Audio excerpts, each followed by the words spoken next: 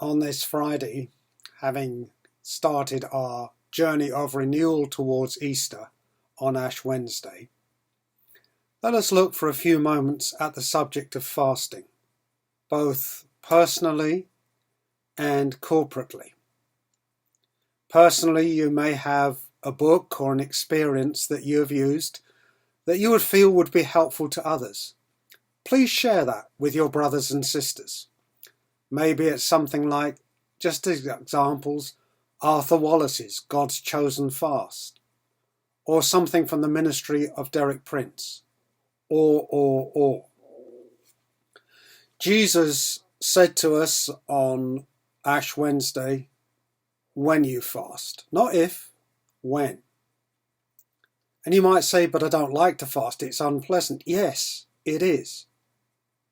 But when we do it to please God, in that sense, in the power of the Holy Spirit, when we do it in response to His love for us, that's the pleasure, and our love for Him, we are overcoming something and entering more fully into something that He is preparing us for, which is life eternal.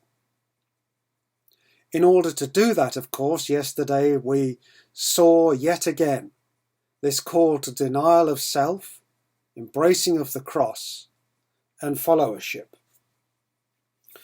But also today and tomorrow, we will read from Isaiah 58. And the people of God then, they fasted. They had a discipline of that. They did it because they believed if we do it, then God is obligated.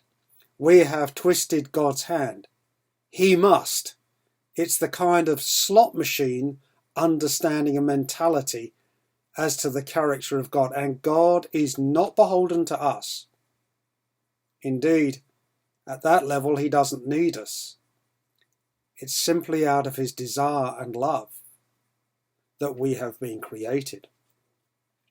And so as you read through Isaiah 58, you'll see the activity is good, but the heart behind the activity is hard.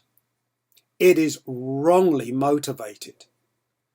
And we know, now let's not run away with, oh, I don't have to fast then. No, God is looking for fasting that is born of the fruit of spiritual, Holy Spirit activity. When the two run together, when attitude and action are in the same place, that is where the Holy Spirit will be at work.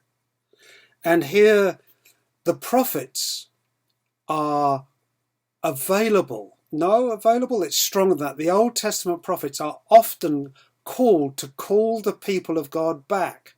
Come back. But it's always come back to me with all your heart.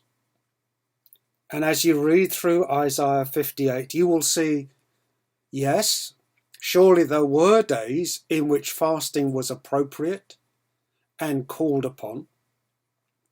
But also, if we might put it like this, a lifestyle of fasting. Let's have a look at verse 5. Is such the fast that I choose a day for a man to humble himself? Is it to bow down his head like a rush and to spread sackcloth and ashes under him? Will you call this fast a day acceptable to the Lord? You know, the action here looked as if the people of God were in humble state, but they were not. Jesus warns against that. He said, when you fast, make sure that you're not parading your religious works for others. Let's therefore be rightly orientated in Lent toward God, towards His pleasure in us and our delight to respond to Him. Notice in Isaiah 58 that we are dealing with the opening up and the freeing up of something much more wonderful than simply my own needs. Not that my own needs aren't important, but they find their place in the needs that we discover met by the King of the kingdom.